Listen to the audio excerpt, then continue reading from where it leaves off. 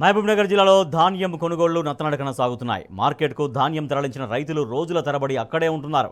గన్ని బ్యాగులు, లారీల కొరత ఉందని అధికారులు ధాన్యం కొనడం లేదు. కొనుగోలు కేంద్రాల దగ్గర రైతులకు కనీస సౌకర్యాలు ఏర్పాటు చేయలేదు.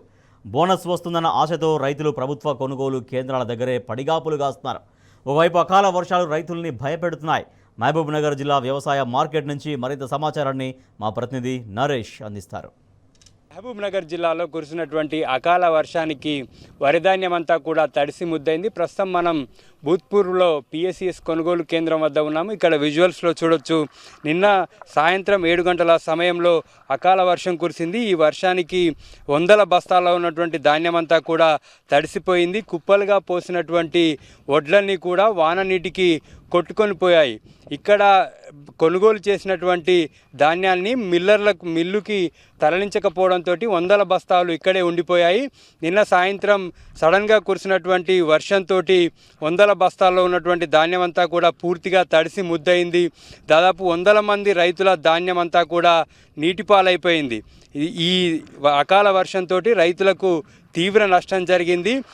ఈ యాసంగి సీజన్లో అనేక కష్టాల కోర్చి సాగు చేసినటువంటి రైతన్నకు తీరా ధాన్యం అమ్ముకునేందుకు కొనుగోలు కేంద్రానికి తీసుకొచ్చిన తర్వాత ఈ అకాల వర్షం తీవ్రమైనటువంటి ఆర్థిక నష్టాన్ని మిగిల్చింది. ఏం జరిగింది?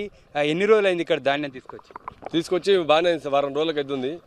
కానీ తూరు బట్టాలు ఇవంటే కూడా తీసుకొచ్చినాక కూడా మాకు టోకెన్ నుంచి కూడా 20 రోజులకు వస్తుంది. మేము తీయడం వల్ల కూడా ఇంతవరకు బ్యాగులు ఇవ్వట్లేదు. ఏమనంటే ఇస్తాం ఆగండి అంటుండ్రు. సరే బ్యాగులు ఇచ్చిన వాళ్ళు కూడా కొంతమంది తడిసిప్పు ముద్దయిపోయిన కూడా ఉన్నారు. గొప్పలపూర్కి వెళ్ళి వచ్చినాం మేము, మా విలేజ్ గొప్పలపూర్. కానీ వీటికి సెంటర్కి తీసుకురావాలంటే కూడా తీసుకొచ్చినాం సార్. అక్కడ తూర్పు పట్టాలంటే తూర్పు కూడా కూలి వాళ్ళని పెట్టుకొని చేసి ట్రాక్టర్ కిరాయి పెట్టుకొని తీసుకొచ్చాం. ఆడ నుంచి 1000 రూపాయలకి ట్రాక్టర్ కిరాయి. అక్కడికి వెళ్ళి 500 పెట్టుకున్నాం, ఇక్కడ 1000 రూపాయలు పెట్టుకున్నాం. మాకేం మిగులుతుంది సార్? ఇంకా అక్కడ లేబర్ పెట్టుకొని ఇది చేసుకొని ఇది తేవడం వల్ల మాకేం మిగులుతుంది? అది కూడా వచ్చినా కూడా ఇప్పటికి కూడా కొనుగోలుతో లేరు. మా పరిస్థితులు ఎవరు చెప్పుకోవాలి? కొనుగోలు కేంద్రం వద్ద అధికారులు ఏం చెప్తున్నారు? ఎన్ని బస్తాలు పండించారు? మేము 6 ట్రాక్టర్లు అయినాయి. నాకు 6 ట్రాక్టర్ల ఓట్లకు గోపులపురంలో ఫస్ట్ ఎండబోసినాం ఒక దగ్గర పెట్టి. అక్కడ ఎండబోసి తూరు పట్టాలంటే తూరు పట్టినాం. అక్కడ సంచులే లేదు. 25 రోజులు అవుతుంది నాకు ఇప్పటికి. 25 రోజుల నుండి తిప్పలు పడుతున్నాం మేము. తిప్పలు పడుకుంటూ ఆడికి వెళ్ళి ఎత్తుకరమ్మని అంటే పాడ తూరు పట్టుకొని మిల్లర్ పెట్టి తూరు పట్టుకొని తీసుకొని వచ్చి ఇక్కడ పోసి ట్రాక్టర్కి 1000 రూపాయల కిరాయి పెట్టుకొని ఇక్కడ తెచ్చి పోసినాం. మొత్తం వరదొచ్చి కొట్టుకొచ్చి నేను ఆ వడ్లని మొత్తం బొడ్డేనే సగం బొడ్డే మొత్తం కోసుకపోయినాయి. మొత్తం ఏం లేకుండా ఈడికి వచ్చినాక కూడా నింపండి అంటే ఈడ లారీలో పెడతలేరు. నింపి ఏం చేస్తారు? వద్దని చెప్తున్నారు. లారీలు వచ్చినాక నింపుతామని చెప్తున్నారు. అట్లా అందుకొరకు మాకు చాలా ఇబ్బంది కలిగించారు. మాకు ఇంతకుముందు గోపులపూర్లోనే సెంటర్ పెట్టి ఇంతకుముందు ఆడనే నింపుతుండ్రు. ఇప్పుడు అట్లా నింపకుండా ఈడికి తెప్పిస్తే కూడా తెచ్చినాం. అట్లా గిడక నష్టపడి అట్లా తెచ్చినా కూడా నింపిస్తలేరు.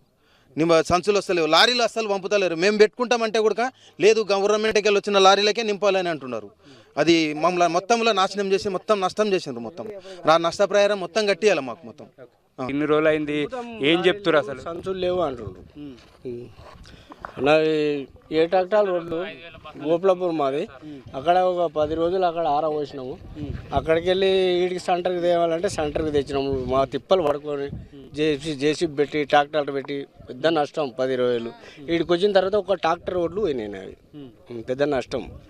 మరి దీనికి పక్క ఏం చేస్తారు ఏం కదా అర్థమైతే లేదు. ఈ నష్టపరిహారం కట్టియాలి. 5000 బస్తాలే మస్తు అవుతాయి. ఒక భూత్పూర్ సెంటర్లో 5000 బస్తాలే మస్తు అవుతావా? దాదాపు 20-30 గ్రామాలు ఉంటాయి. అందరు ఇడికి తెస్తే ఏడికెళ్ళి సరిపోతాయి. మేము తెచ్చి 15 దినాలు అయితే వడ్డీ వచ్చి తూరు పట్టి ఆడ పెట్టినాము. మొత్తం కొట్టుకొచ్చి వీడి వరకు వచ్చినాయి రాత్రి. ఏం చెప్పాలి? నిన్న లారీ పెడతామని నింపుతాను, మధ్యాహ్నం నింపుతాను, సాయంత్రం నింపుతా అన్నారు. సంచులు కూడా తెచ్చి ఆడ పడేసినా నింపత్తలేరు. ఆడ నింపని కొంత ఆడవాళ్ళు ఖాళీగా ఉన్నారు అంటారు. ఎవరు అడిగేటోళ్ళు లేరు. ఈ భూత్పూర్ మండలంలో నింపేటోళ్ళు లేదు. ఇంతకుముందు క్యారీ లేకుండే ఏ మండలంలో లేదు అసలు. తూర్పు పట్టేది ఈడనే ఉంది ఒక్క భూత్పూర్ విలేజ్లో. ఏ మండలం తూర్పు పడతలే. రోడ్ల పాటు 7 వాడలు నింపుతున్నారు లారీల పాటు. మేమంతా తిరిగి చూసి వచ్చినాం. ఇదే మహిమనాలో మొన్న పోయినాం సాయంత్రము. తూర్పు లేదని నింపుతున్నాం, లారీలు లోడ్ చేస్తున్నాం. ఇంత తిప్పలు పెడుతుండే కోసి ఆడ పోసి 500 ఇవ్వాలి, వీడికి 1000 రూపాయలు ఇవ్వాలి, ఇక్కడ నింపనికి 20 రూపాయలు ఇవ్వాలి. ఏం మిగులుతాయి మాకు? తూర్పాటు 16 మ్యాచ్లు వస్తే నింపాలంటే 13 రావాలి, 12 రావాలి అంటారు. ఏం వస్తాయి? తూకం ఏం వస్తాయి చెప్పండి? 3 ట్రాక్టర్లు తెస్తే 2 ట్రాక్టర్లు అయినాయి. ఇంకా ఒట్టికి ఏం వస్తాయి చెప్పండి? మాకు ఏం మిగులుతుంది? మేము మంది కౌలు పొలాలు చేస్తున్నాం. ఏం ఎట్లకెళ్ళి మిగిలితే చెప్పండి. ఇంకా వందల బస్తాలు ఇన్నే ఉన్నాయి కదా, ఎందుకు ట్రాన్స్పోర్ట్ ఇవ్వట్లేదా? ట్రాన్స్పోర్ట్ ఇవ్వట్లేదు సార్. ఏ ఓసారు బయట బండ్లు పిలుస్తుందంటే పిలిపిస్తుందంటే మొన్న ఒక బండి నింపిండు వానమోడం అవుతుందంటే నింపితుందంటే రత్నం సార్ ఉండి పంపించిండు వానానికి అంత ఇబ్బంది పడకూడదు రైతులు అని చెప్పి పంపించిండు. ఆ ఏవో సార్ ఉండి బండి నువ్వు ఎందుకు పంపించినావు, నీకు ఏ అధికారం ఉంది పంపించింది అని రిటర్న్ పంపించింది సార్ ఆ బండిని. ఇంకా రత్నమన్న ఉండి ట్రాన్స్పోర్ట్ లారీలు వస్తలేవు ఏం వస్తలేవు, నేను ఎట్లా పంపిస్తూ చెప్పు లారీలను అంటే రత్నమన్న గ్రూప్లో పెడతా అంటే ఏవో గ్రూప్లు ఎందుకు పెడతావు, పైన ఏమన్నా అధికారులు గ్రూప్లు ఎందుకు పెడతావు, నువ్వు ఎందుకు పంపిస్తావు, నీకు ఏ అధికారం ఉంది పంపించడానికి లారీలు అని చెప్పి ఇవి నింపి నిన్న సాయంత్రం నిన్న పొద్దుగాల నింపినాం సార్ ఈ ఒడ్లు. నిన్న పొద్దుగాల నింపితే మధ్యాహ్నం కల్లా లారీ వస్తుంది అని చెప్పిండ్రు. మధ్యాహ్నం కల్లా వర్షం వచ్చి మొత్తం నానిపోయింది. ఇప్పుడు మేమేం చేయాలి సార్ ఇప్పుడు దాంట్లోని వారం తినాలా సార్ తెచ్చా ఒడ్లు. నాకు 14 మ్యాచర్ వస్తే 14 మ్యాచర్ తక్కువ వచ్చిందని చెప్పి 13.5 రావాలని చెప్పి మళ్ళీ మొత్తం తెచ్చి ఒప్పించి ఎండ ఒప్పించిన మొత్తం ఏవో సార్. ఇంకా మేము ఎట్లా చేయాలి చెప్పండి. మొత్తం కావులు మొత్తం మందితో కావులు వేసుకొని తీసుకున్నాము. ఆ నుంచి తీసుకొచ్చి మళ్ళీ ఇడికి తెచ్చి ట్రాన్స్పోర్ట్ మాకేం మిగులుతుంది సార్. ఇప్పుడు మొత్తం నింపినాక నానిపోయినాయి. ఇప్పుడు ఎవరు దాని బాధ్యులు ఎవరు? ఏం చెప్తురే మొత్తం తడిసిపోయింది కదా, మరి ఇప్పుడు మళ్ళీ ఆ తడిసిన దాన్ని కొంటారట, మళ్ళీ మ్యాచ్ అయితే కన్నా ఏమో మా గవర్నమెంట్కే గుర్తుంది. వాళ్ళు ఏం చేస్తారో మనకు తెలియదు. లారీలు వస్తే సంచులు రావు, సంచులు వస్తే లారీలు రావు.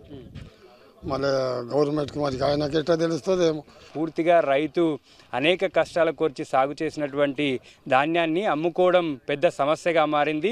ఇక్కడ వరి కొనుగోలు కేంద్రం వద్దకు ధాన్యం తీసుకొచ్చిన తర్వాత ఇక్కడ గన్నీ బ్యాగుల కొరత కావచ్చు, ఇక్కడ నుంచి ట్రాన్స్పోర్టేషన్కి సంబంధించి లారీలు అరేంజ్ చేయకపోవడం వంటి సమస్యలను రైతులు ఎదుర్కొంటూ ఉన్నారు. అధికారులు పూర్తిగా పట్టించుకోవట్లేదు. రైతుల కష్టమంతా కూడా నీళ్ల పాలైంది. అకాల వర్షానికి 100 బస్తాల్లో ఉన్నటువంటి ధాన్యం తడిసిపోవడం, కుప్పలుగా పోసినటువంటి ధాన్యం అంతా కూడా తడిసి ముద్దై వాననీటికి కొట్టుకుపోయింది. మరోవైపు మాయిశ్చర్ వస్తేనే కొనుగోలు చేస్తామని చెప్పి అధికారులు అనేక రకాల కొర్రీలు పెట్టడంతో పూర్తిగా తరుగుపోవడంతో రైతు ఆర్థికంగా కుదేలవుతున్నాడు.